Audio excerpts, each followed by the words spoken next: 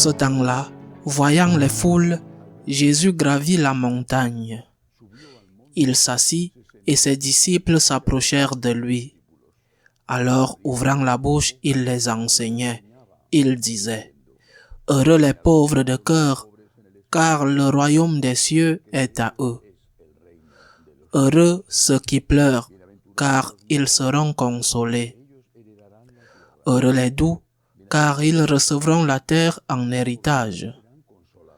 Heureux ceux qui ont faim et soif de la justice, car ils seront rassasiés. Heureux les miséricordieux, car ils obtiendront miséricorde. Heureux les cœurs purs, car ils verront Dieu. Heureux les artisans de la paix, car ils seront appelés fils de Dieu. Heureux ceux qui sont persécutés pour la justice, car le royaume des cieux est à eux. Heureux êtes-vous si l'on vous insulte, si l'on vous persécute, et si l'on dit faussement toutes sortes de mal contre vous à cause de moi.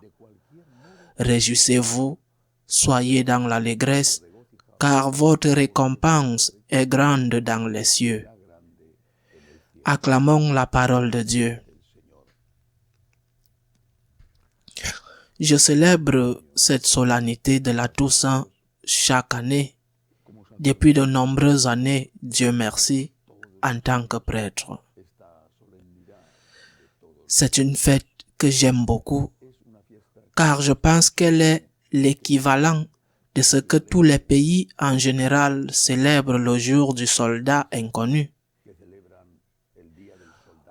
Aujourd'hui, c'est la fête des saints inconnus, parmi lesquels se trouvent probablement des membres de notre famille.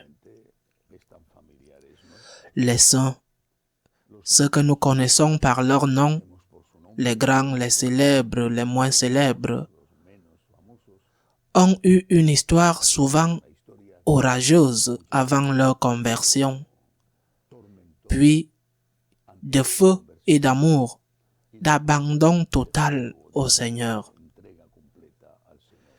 Ces saints sont dans le calendrier, nous nous en souvenons chaque jour.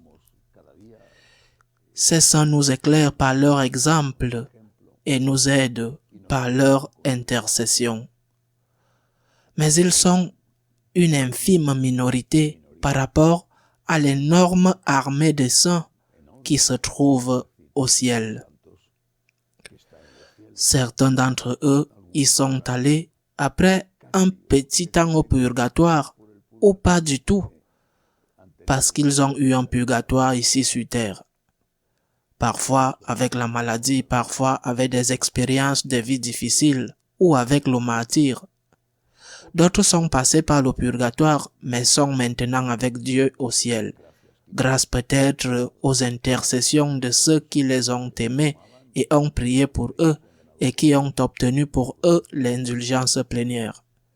En tout cas, au ciel, il y a une multitude, une armée innombrable de saints. Et aujourd'hui est le jour où nous nous souvenons d'eux, les saints anonymes. Peut-être, en tout cas, j'ai cette conviction, certains de ceux qui nous ont précédés. Il est probable que nous ayons le sang d'un saint dans nos veines et que nous sommes appelés à les rejoindre quand notre heure viendra au ciel avec Dieu, avec la Vierge, avec eux, les rejoindre pour l'éternité.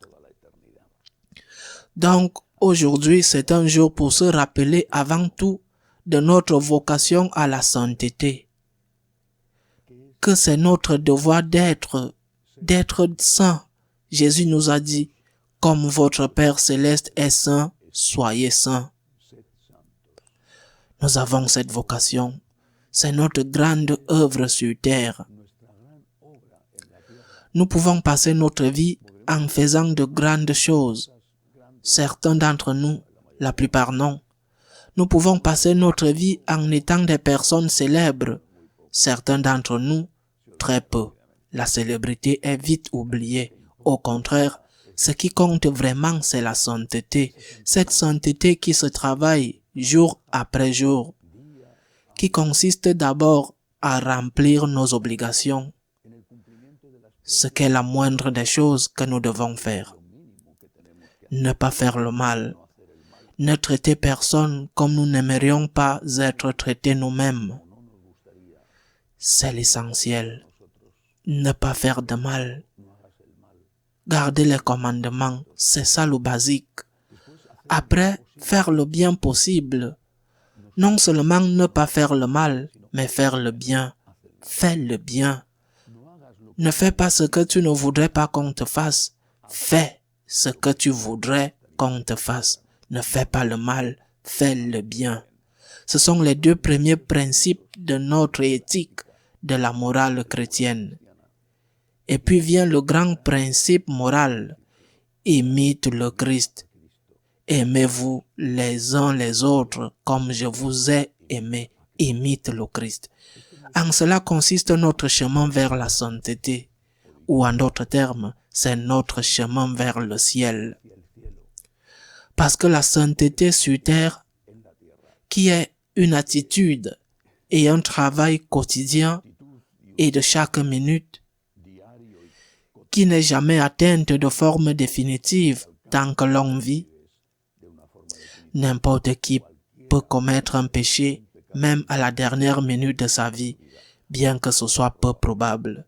Ce travail de sainteté, cette collaboration avec la grâce divine, a pour but d'être avec Dieu au ciel. C'est pourquoi l'Église utilise judicieusement l'histoire des béatitudes comme lecture de l'Évangile d'aujourd'hui. Les béatitudes ne sont rien d'autre que des promesses de consolation. Heureux les pauvres. Mais bon, comment vas-tu dire heureux les pauvres? Ce sont les riches qui sont heureux. Heureux les persécutés, mais bon, comment vas-tu dire que les persécutés peuvent être heureux? Heureux les miséricordieux, mais bon, les miséricordieux sont pris pour des idiots. Les béatitudes ont un sens grâce à la deuxième partie de chacune d'entre elles. Heureux les pauvres, car le royaume des cieux est à vous. Heureux vous qui êtes persécutés à cause de moi, car vous hériterez de la vie éternelle. Heureux les miséricordieux, car vous recevrez la miséricorde quand viendra l'heure du jugement. Tout dans l'Évangile est orienté vers le ciel. Tout. Cela ne veut pas dire que nous n'avons pas ou que nous ne devons pas avoir les pieds sur terre, que nous devons être inhibés du destin ici, le nôtre, celui des nôtres, celui de la société, non. Ça n'a jamais été comme ça. Ça n'a jamais été comme ça chez les catholiques. Mais notre tête est fixée au ciel. Nos pieds sont sur la terre, mais notre tête est fixée au ciel, dans la cité de Dieu, dans la patrie céleste, dans la rencontre définitive avec ceux qui nous ont précédés et avec celui qui nous aimons par-dessus tout. C'est ce que nous devons jamais oublier, que nous sommes de passage, que ce passage peut être long, peut paraître à certains très long, ou au contraire, il peut être très court, selon comment on est. Si tu souffres, il te semble que chaque minute est comme une heure, et si tu vas bien, les heures passent sans que tu n'en t'en rendes compte. Mais finalement, le temps passe, et le temps passe vite, et ce qui compte vraiment, c'est d'être sauvé, d'être avec Dieu au ciel, de vivre sur terre pour être avec Dieu au ciel. Écoutez cette béatitude. Heureux es-tu, toi qui as aimé, toi qui as pardonné, toi qui as fait l'aumône. Heureux es-tu, toi qui as eu le souci de rendre heureux ceux qui vivent avec toi.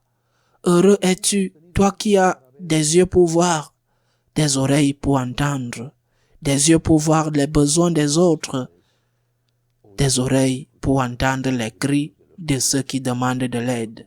Heureux es-tu, car le royaume des cieux est à toi. Sans l'espérance de la vie éternelle, la morale chrétienne n'a pas de sens. Ou du moins, elle devient une éthique difficile à réaliser et sans motivation ultime.